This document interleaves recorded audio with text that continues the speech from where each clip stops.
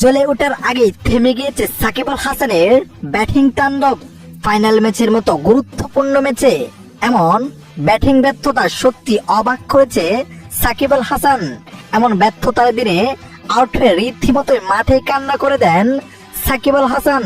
প্রিয় দর্শক, আইপিএল এর ফাইনাল ম্যাচে আজ মাঠে নেমেছেন সাকিব আল হাসানের দল জাফনা, যেখানে শুধু ব্যাট করতে নেমে তহিদ হৃদু ব্যর্থ ছিলেন। 10 রান করে গিয়েছিলেন তিনি। এরপর সাকিব আল হাসান মাঠে নামেন। দলের কঠিন ব্যাটিং বিপর্যয়ে তার উপর অনেকটা ভরসা রেখেছিলেন জাফনা টিম ম্যানেজমেন্টরা, কিন্তু তিনিও হতাশা করেন। 9 রান করে টেবিল লাইনে ফিরে যান, যেখানে স্লিপে থাকা প্লেয়ারের হাতে ক্যাচ দিয়ে টেবিল লাইনে ফিরে যান সাকিব।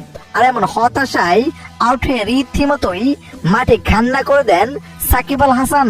সাকিব আল হাসানের এমন আউট মানতে পারলেন না গ্যালারিতে বসে থাকা দর্শকরাও, তারাও হতাশা হয়ে যায় সাকিব আল হাসানের এমন আউট দেখে।